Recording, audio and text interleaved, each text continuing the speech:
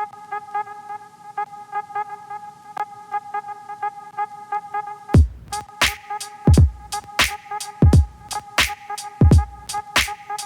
guys, we're just in the last closing few days of Basel right now. So all the watches have been seen, the conversations that were to be had have been had. So it's time to kind of sit, enjoy the sun, and kind of have a chat through everything that's made an impression over the last couple of days. We've been here, since last Tuesday? Since last Tuesday. We're starving, we're tired, we've seen a bunch of watches, the weather's beautiful, we're just sitting outside. And it's finally out, letting up, so it's a little warmer right now. So yeah, that's awesome. as you can see. So Sumit, highlight. If you had to take home one watch from this fair, what would it be? I don't think my highlight from this fair was a watch. More importantly, it was an encounter with the design director of Ferrari on day one of my time here with Mr. Flavio Manzoni. I mean, like how awesome is that? And the incredible thing is, considering what the gentleman is and what he does for a living and who he is, he's an incredibly humble man, incredibly approachable, and I'll forever remember that bit of moment. He made it so easy. It's not even funny. So what would you say he said to you that was like super memorable? Well, he said that because he's a designer, right? So he spoke about how the design that he brought into the Ferrari watch that he designed for Hublot is not just a matter of the aesthetics and thing, but the emotion that it drives and the power that it drives, and that's always going to etch into my memory because we're always talking about design as aesthetics, but sometimes the cool thing is that it's the form that often gives the design that it's aesthetics, and that's design is all about essentially how people interact with the watch. It's not just about how it looks. Yeah, we got to start thinking about it in a more coherent way. And it's amazing the way that he brought that across. Yeah. So, what about you? For me, I would say a few watches stand out quite a lot. I mean, I'm going to say the Fabergé Chrono. I mean, I'm biased because I love that watch. I love the team. I love the guy who made it. It's incredibly innovative the way that's been done. Yeah. I mean, people are throwing around the word revolutionary, and it's a bit overused, but I don't think in this case it is overused at all. I think it's perfectly descriptive of what that movement does. Definitely. Rewriting how we think about gentlemen had to definitely go through an entire process of reimagining what the chronograph movement is and how it functions to really come through with that. I really got to wonder. Unfortunately, we didn't really get a chance to speak to the gentleman and the watchmaker himself, but to see the watch in person was quite the experience. I will get that. Yeah. Now, another watch that I think I really liked, that really stood out for me, was from MCT, the Joe Decal. Yeah, you know for sure. This guy wrote an amazing article about it. Go check it out. So this is something that we've been anticipating for a really long time, ever since we heard that our friend Jenny Shige was returning to the brand that he helped to co-found.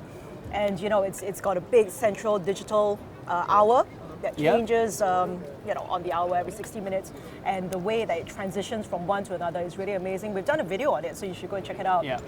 Somewhere like a couple of days ago or whatever. We've done so many of these.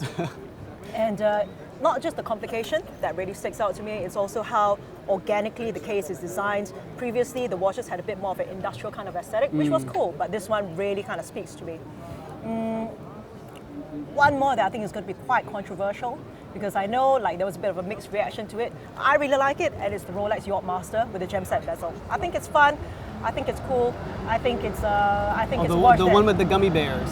Well, that's what I'm saying. I like it. It's a watch that, pardon my French, it doesn't give a shit. I love that. No, I think it's important because I think if one thing that the fairs really brought to our minds this time is that creativity is really making a comeback, and creativity also means that people have to kind of start taking themselves a little less seriously. Yeah, have fun, man. We're here to feel good. We want to see things that make us feel good. And out of everything else in the big hall over there, the iconic hall one of Baselworld, we saw things that we liked from Breguet. Definitely the Equation of Time. That was really cool. Yeah, that's an amazing piece. Tribute to the 50 Fathoms, the mil spec. Oh, that was gorgeous from Bloodband. Yeah. But I gotta say the one that gets to me, because that's just how I am, is the butterfly automaton from Jacques Joe. I mean, it's not just like a butterfly flapping its wings. Yeah. It's got this. It wasn't just a lateral. No, it was this it's like the way you see wavy. the wings kind of moving that really resembles the action of how you would see a real butterfly's wings go. To me, that it just sucked me in. So I think the two or the few watches that really did make that sort of an impression on me, I'll definitely give you that Jacques Joe made. That's man. That's an Absolutely incredible stunning. piece of watch. I think the other people who did really good for themselves this time around was HYT. I know people are going around calling it the HYT goddamn, Ho, yeah. but no, it's the HYT Zero. No, man. Okay, and again, back to the Hall 1 and the big guys in there, I think because the people are going to go to Kingdom Come and Back, talking about the new Sea Dweller, but I think the one that really got me was a white gold new Daytona on the... Goddamn, yes. Yeah. Yes. That On the Oyster was Flex. Oyster Flex bracelet. That was awesome. I don't know what it's about, but that ceramic bezel on that watch with that material, it was just fantastic. I mean, I'm a sucker for yellow gold, so I really like that yellow gold one anyway. But no, you're right. The white gold, I think, is going to do really well. I like to see that. So Suzanne, final words and concluding words. So I think overall, in terms of creativity, we're still seeing a lot of that from some of the smaller brands, the smaller companies.